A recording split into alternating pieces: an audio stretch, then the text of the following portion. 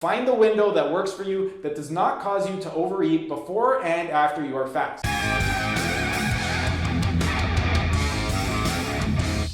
Hey everyone, thanks for tuning in and welcome back to another Sunday Q&A. Today's question is with regard to intermittent fasting while on the carnivore diet. But before I start, you guys know the drill. Like the video, subscribe to the channel, hit the notification bell, ding ding ding. And if you don't want to watch the entire video, I will be including timestamps in the description so you can skip ahead to the section that you want. Now on to the question. A couple weeks ago I had put out a what I eat in a day video, and on that video I got a question with regard to fasting on the carnivore diet. And that question came from Henry Kazowitz, and Henry asks, do you fast? And if so, do you eat before training or after? Well, I had already answered this question, but since some of you may not have seen the video, I'll go through it again.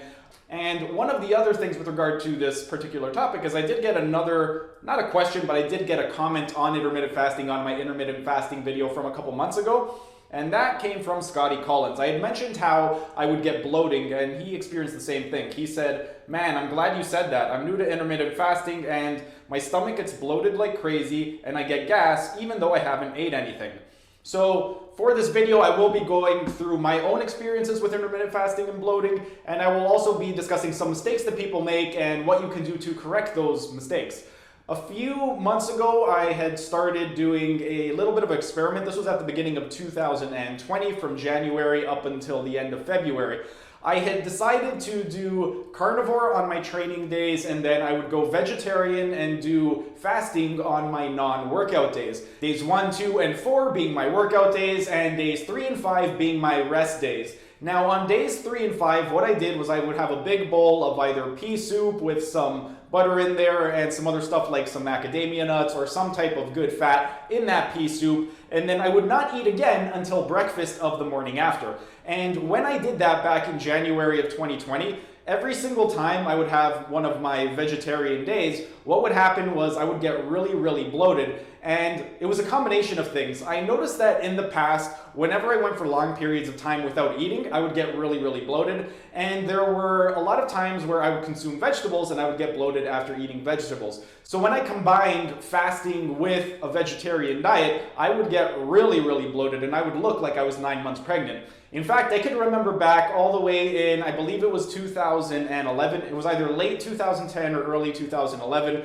my practice had really started to pick up and I was really gaining steam and picking up a lot of clients, and I had gone about 12 hours back to back with clients and I hadn't eaten a single thing. And by the end of the day, I looked like I was 9 months pregnant. My stomach was just out to here, and it was because I hadn't eaten in the entire day. Another thing that I have noticed is, this was what it would have been back in 2016 and 2017. In 2016 and 2017, I was experimenting with doing carnivore for breakfast, and then my dinner would be more on the vegetarian side. So I would typically have a big salad with some eggs and some olive oil and all that really good stuff, some apple cider vinegar. And whenever I would have the large salad, again, my stomach, it looked like I was pregnant. My stomach would just be out to here. So I know that for me personally, intermittent fasting really causes a lot of bloating, and also vegetables cause a lot of bloating for me. So that is why I do the carnivore diet, just to minimize that. And when I do the carnivore diet, the last 6-7 months, I haven't really been doing intermittent fasting, but some days, the way it happens to work out, you can almost call it intermittent fasting, because I'll typically eat my first meal at 8 in the morning, and then my last meal I will have after I train. And if I train late at night, sometimes I'll train at 7, 8 o'clock, that means I won't eat my dinner until 8 p.m. So I'm basically going 12 hours between meals, so it's kind of an intermittent fast, but it's not really because it's not planned, and the window is quite large. It's not a very small window.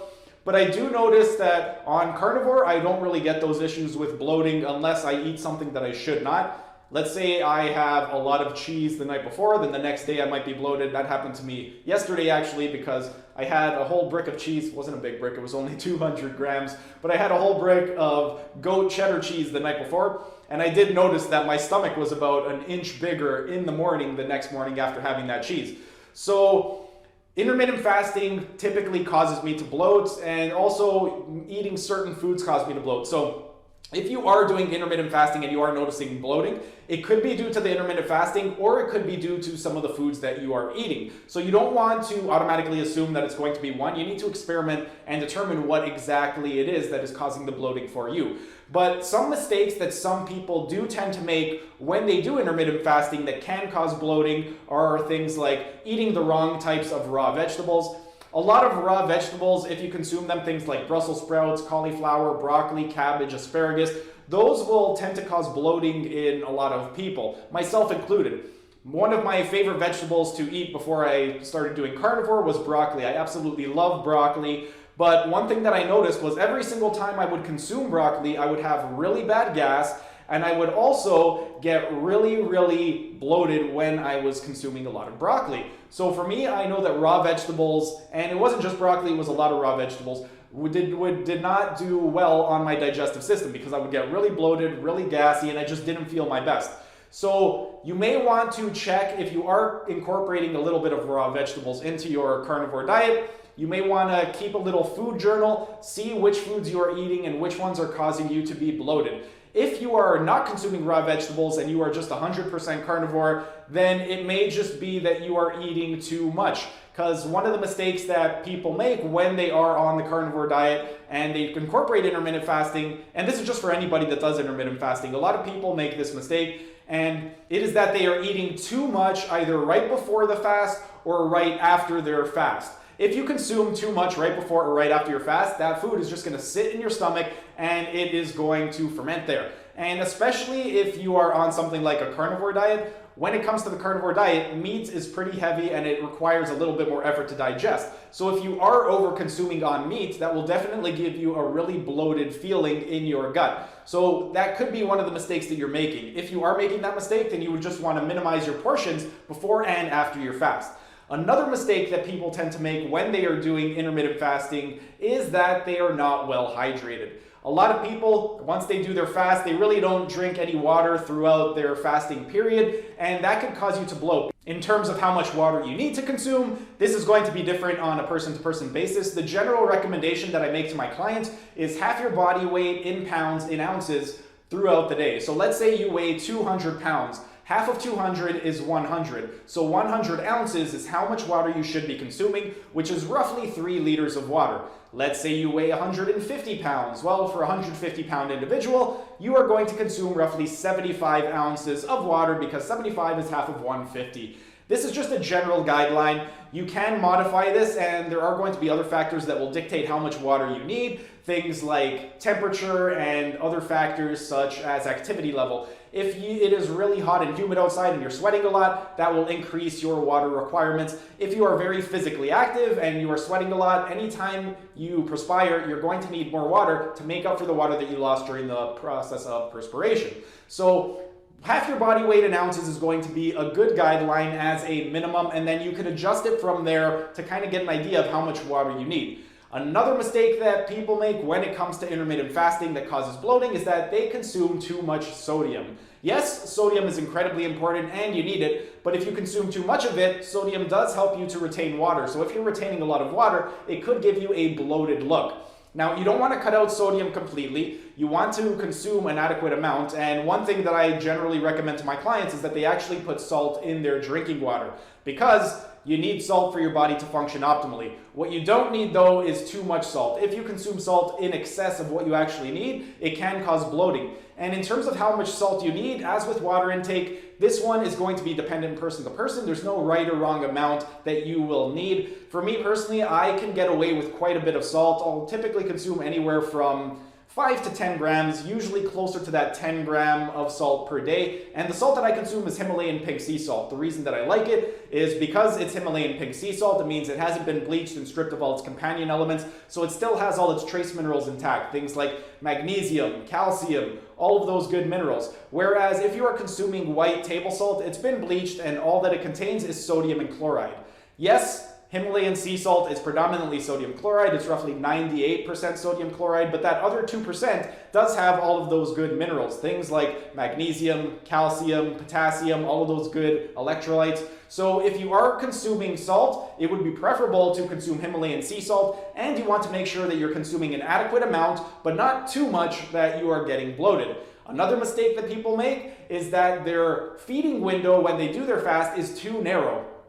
If this is particularly true if somebody is trying to lose a lot of weight.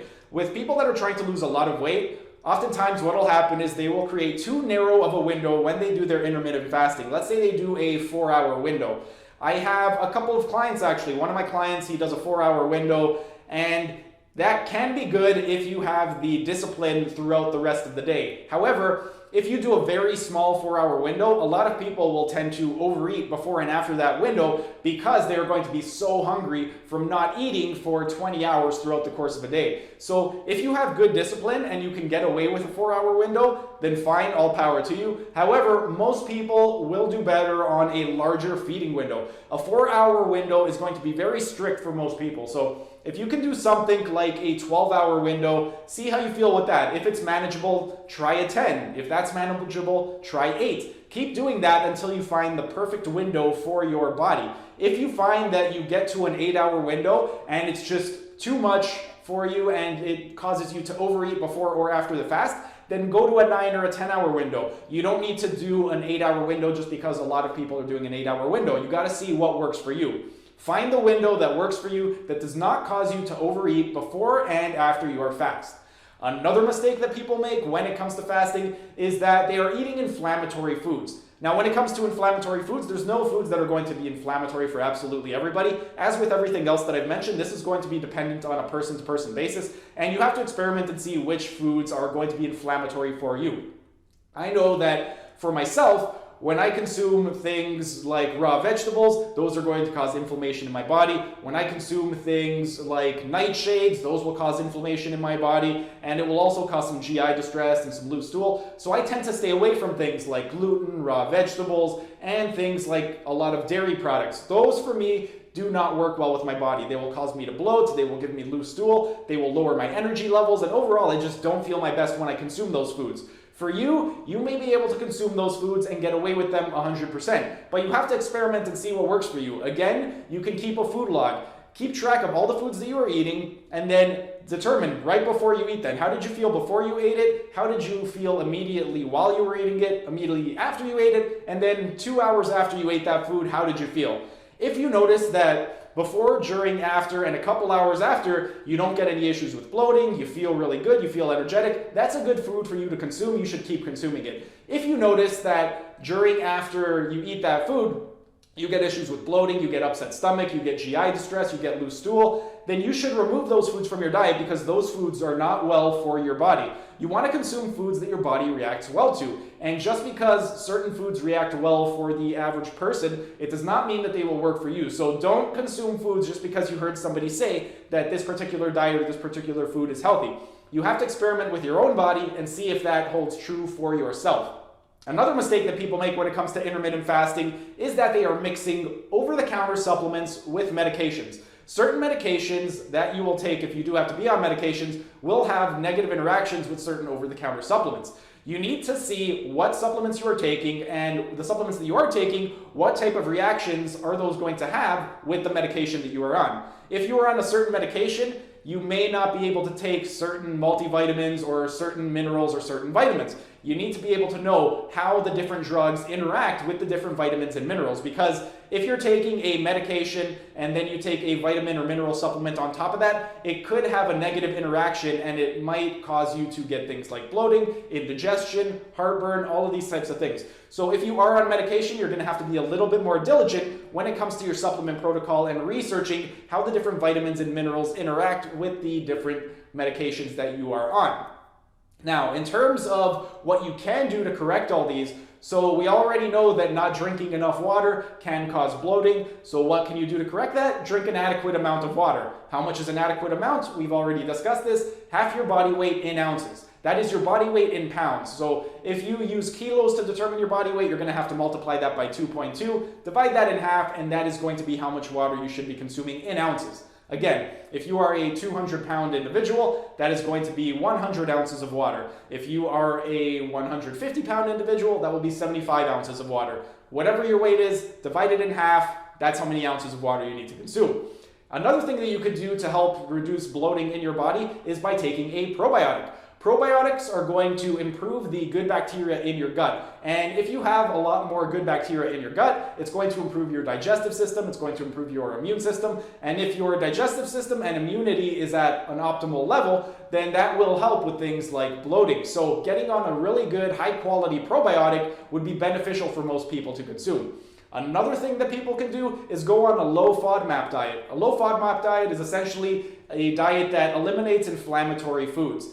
For me personally, the carnivore diet is great for that because all of my trigger foods, things like gluten, things like raw vegetables, things like legumes, all of those are eliminated when I'm doing the carnivore diet. So for me, the carnivore diet is a low FODMAP diet. So the carnivore diet is great for me at reducing inflammation. For you, if you don't want to eliminate all those foods, you don't have to eliminate all those foods. All you have to do is eliminate the foods that are causing inflammation in your body. If you want to incorporate vegetables on your carnivore diet, you can incorporate vegetables, but if you don't want bloating, you have to determine which vegetables are causing your bloating, and you have to remove those vegetables from your diet, because if those are causing you bloating, then you will have two options. You can either remove the food or you can just put up with the bloating. If you don't want to put up with the bloating, you're going to have to get rid of the food. Another thing that you can do to minimize bloating from the intermittent fast is to not binge before and after your fast.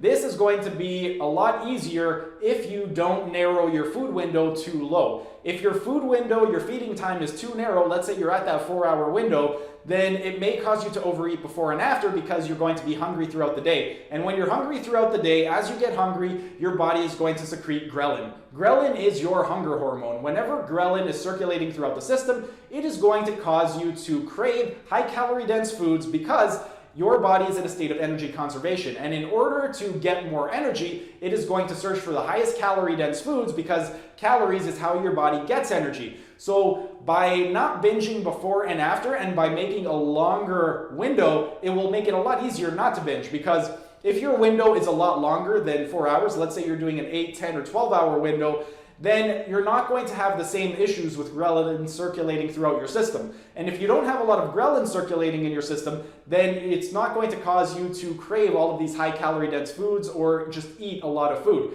Whereas if ghrelin is circulating, it's going to cause you to crave high-calorie dense foods, and it will also cause you to do things like go on binges. So if you are noticing that you are binging before and after your fast, just widen your window a little bit to the point where you are satiated throughout the rest of the day, and it's not going to cause you to binge before and after because you're constantly hungry. Those are just a few of the things that you could do to help reduce the bloating that you are getting with intermittent fasting while you are on the carnivore diet, or even if you're not on the carnivore diet, just things that you could do to help eliminate your bloating in general if you are doing intermittent fasting.